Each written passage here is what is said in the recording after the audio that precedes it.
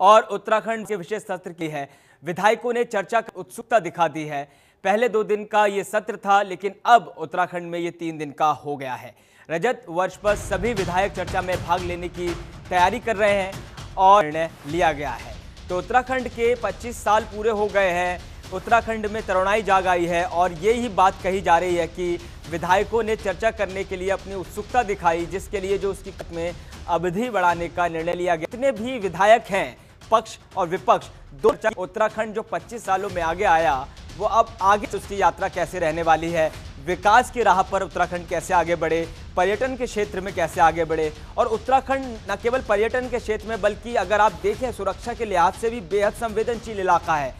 चीन के साथ वो अंतर्राष्ट्रीय सीमा को साझा करता है। उत्तराखंड एक ऐसा राज्य है जहां से बहुतायत में उत्तराखंड के जो युवा हैं वो सेना में जाते हैं, अपनी सेवाएं देते हैं। तो कैसे सीमा को, सुरक्षा को बुलंद किया जाए, दुरुस्त किया जाए और जो सैनिक हैं उनके जीवन स्तर को सुधारा जाए, तो तमाम मुद्दे हैं। अगले 25 साल की यात्रा कैसी रहने वाली है। कार्य मंत्रणा समिति की बैठक में अवधि बढ़ाने का निर्णय लिया गया है और शायद इसी वजह से ये अवधि बढ़ाई गई कि इन तमाम मुद्दों पर एक मुक्त कंठ से विचार विमर्श हो सके और ये तय किया जा सके कि पिछले 25 साल की जो हमारी गत उपलब्धियां रही हैं उसको बनाए रखते हुए आने वाले 25 साल की जो उपलब्धियां होंगी वो क्या होंगी और कैसे उत्तराखंड बाकी तमाम राज्यों के साथ कंधे से कंधा मिलाकर आगे बढ़ सकता है।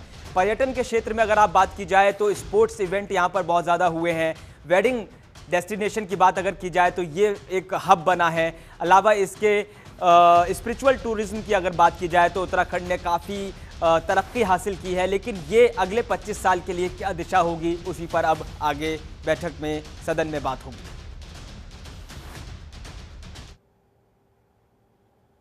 और उत्तराखंड लाइव में अब बात करेंगे रुड़की की, जहां एक निजी होटल में कांग्रेस पार्टी की ओर से प्रेस कॉन्फ्रेंस का आयोजन किया गया, जिसमें उत्तराखंड प्रदेश कांग्रेस कमेटी के वरिष्ठ उपाध्यक्ष और प्रवक्ता, पूर्व कैबिनेट मंत्री धीरेन्द्र प्रताप और कांग्रेस पार्टी के प्रदेश महासचिव सचिन गुप्ता मुख्य रूप से उपस्थित रहे।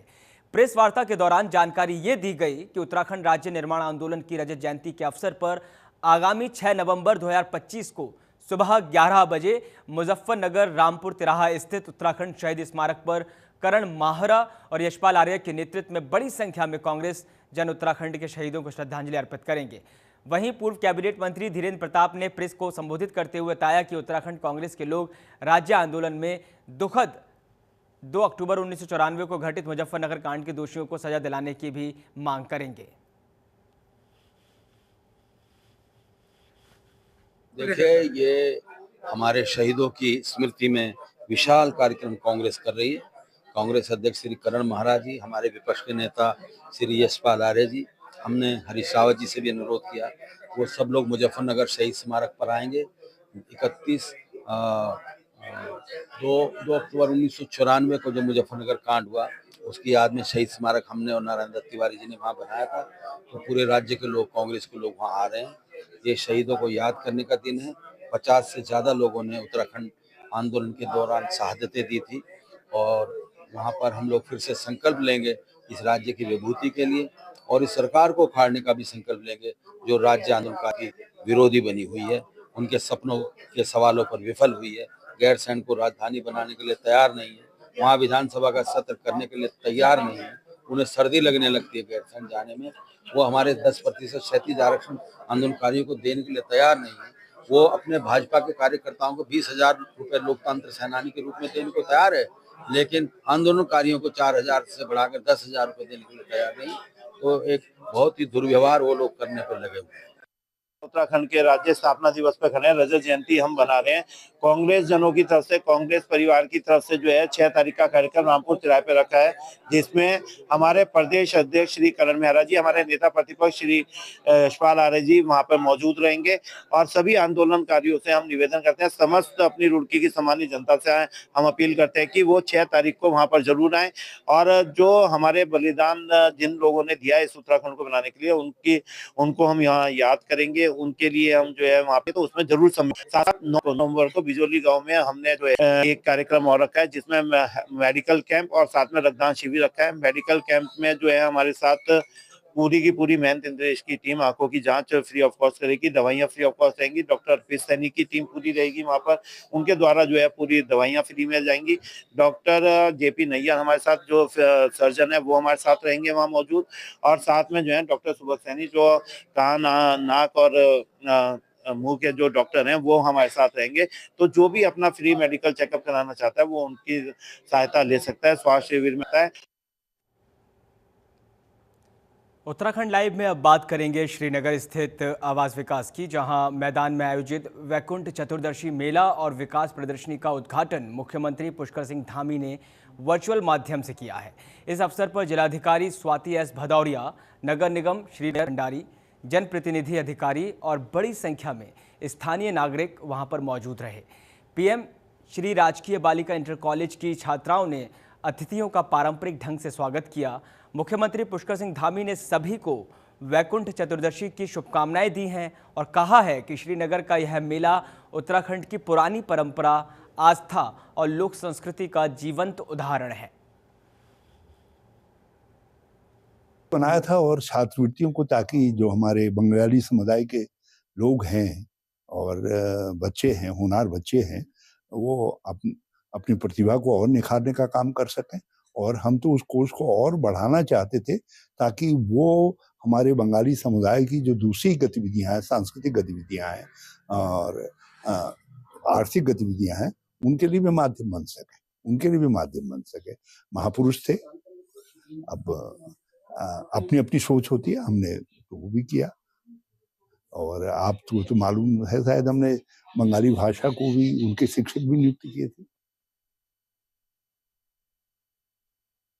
भारतीय जनता पार्टी केवल भावनाओं का उपयोग करके बंगाली समाज का वोट लेती है, जबकि उनके विकास के लिए, उनके हित के लिए आज तक भारतीय जनता पार्टी के द्वारा कोई भी एक कदम नहीं उठाया गया।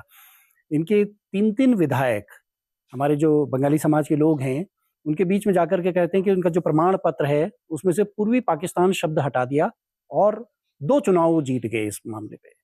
तो ये बड़ा चिंतनीय विषय है। जबकि कांग्रेस की सरकार थी तो कांग्रेस ने बंगाली समाज के जितने भी जो थे, महान समाज के लोग थे, उनके नाम पर जो है पुल बाबू नाम अस्पताल का नामकरण किया और एक विद्यालय का नाम जो है हमारे चित्तरंजन राहा जी के नाम पे किया। साथ ही साथ गुरुचांद हरिचांद छात्रवृत्ति जो योजना चलाई गई थी उस पे जो है धनराशि बढ़ाने का काम किया।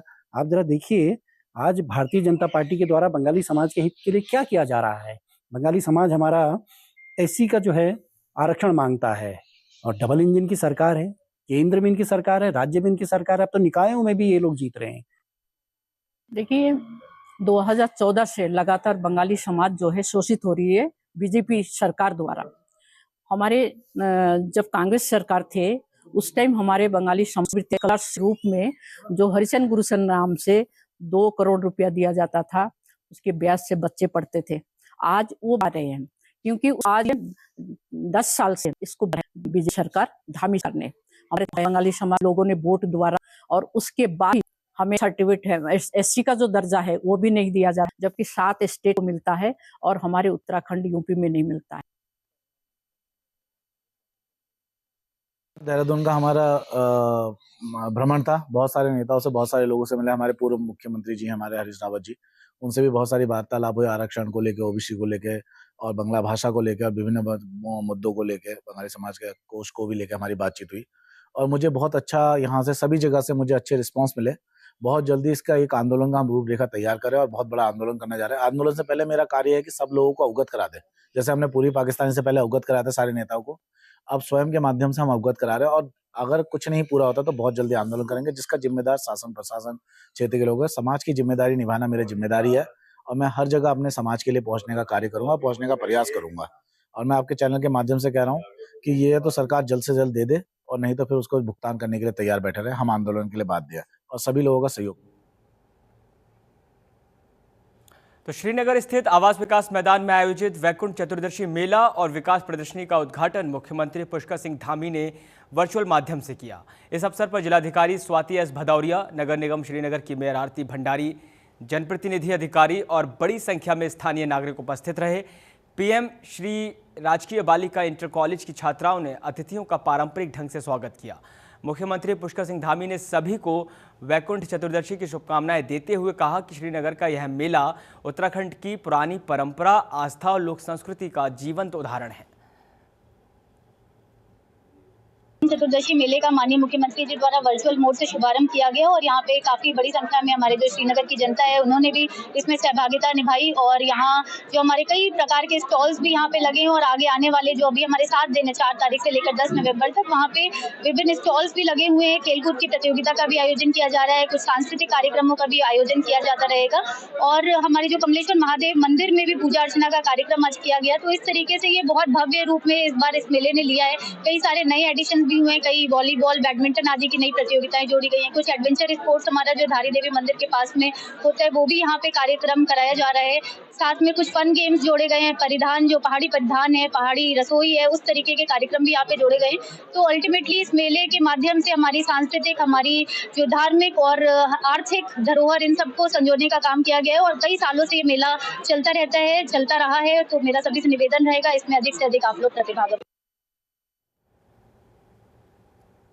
उत्तराखंड लाइव में रुख करेंगे अगली खबर का। उत्तराखंड में युवाओं को रोजगार से जोड़ने की दिशा में राज्य सरकार ने मेमोरेंडम ऑफ अंडरस्टैंडिंग यानी MOU पर हस्ताक्षर किए हैं।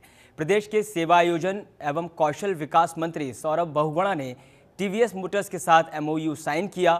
इस MOU के तहत देहरादून, अल्मोड़ा और श्रीनगर की ITI को सेंटर ऑफ एक्सीलेंस के रूप में विकसित किया जाएगा, जहां युवाओं को अत्याधुनिक तकनीक से प्रशिक्षण प्रदान किया जाएगा। मंत्री सौरभ बहुगुणा ने कहा कि यह पहल युवाओं के रोजगार और उनकी सैलरी में वृद्धि के लिए मील का पत्थर साबित होगी। कि मैं TVS मोटर्स के जो मालिक हैं सुदर्शन मीनू जी, उनको बहुत बहुत धन्यवाद करूंगा कि मैंने उनसे 2 महीने पहले एक चर्चा करी थी कि मैं चाहता हूं कि आप उत्तराखंड में हमारे युवाओं को रोजगार से जोड़ने के लिए, आज की टेक्नोलॉजी में काम करने के लिए, नई मशीनों पे ट्रेनिंग लेने के लिए आप उत्तराखंड के साथ एक MOU साइन करें। क्योंकि हमने पिछले 2-2.5 साल में सरकार में हमने लगभग 21 सेंटर ऑफ एक्सीलेंस की शुरुआत करी है, जिसमें से 13 हमने टाटा टेक्नोलॉजी को दिए हैं, हमने कुछ फेस्टो को दिए हैं, अशोक लेलैंड को दिए हैं, हमारे टाटा मोटर्स को दिए हैं, हमने फिलिप्स को, स्नाइडर को, हम 21 सेंटर्स को भी दे चुके हैं। और आज जो 3 सेंटर हम TVS मोटर्स के साथ शुरू करने जा रहे हैं सेंटर ऑफ एक्सीलेंस में, जिसमें हमारे देहरादून में निरंजनपुर ITI, अल्मोड़ा की ITI और हमारी श्रीनगर की ITI, इन 3 ITIs को हम सेंटर ऑफ एक्सीलेंस के रूप में शुरू करेंगे, जिससे कि हमारे वहाँ के जो बच्चे हैं अच्छी कंपनियों के साथ काम करने का उनको मौका मिलेगा, अच्छी मशीनों पे ट्रेनिंग करने का मौका मिलेगा और उनका भविष्य सुरक्षित रहेगा।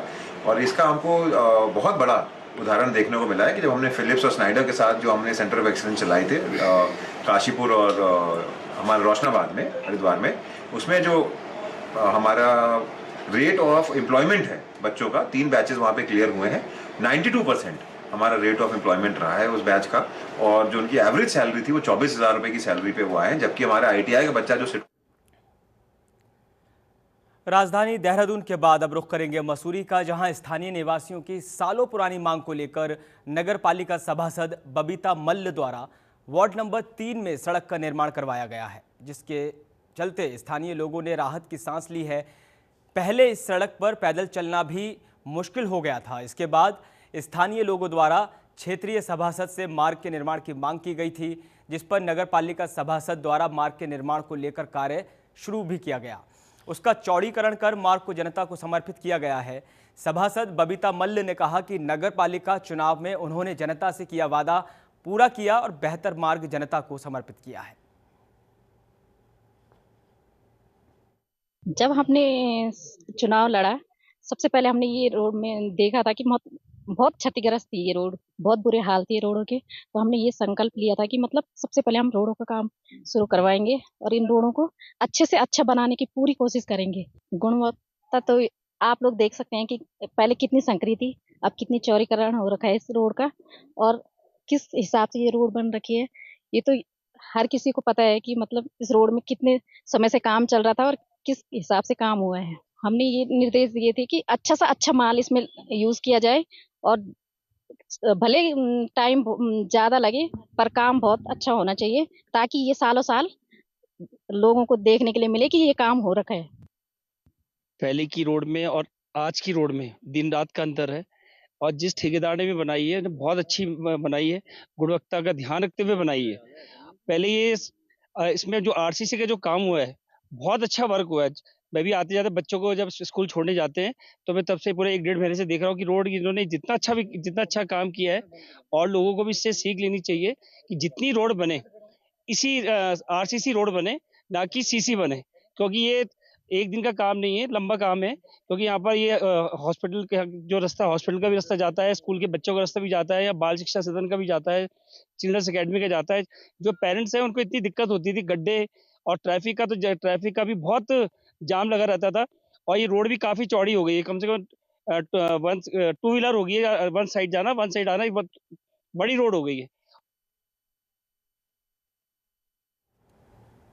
तो देवभूमि से जुड़े इस खास कार्यक्रम उत्तराखंड लाइव में फिलहाल इतना ही। देश दुनिया की बाकी तमाम खबरों के लिए आप बने रहें जनतंत्र टीवी के साथ। नमस्कार।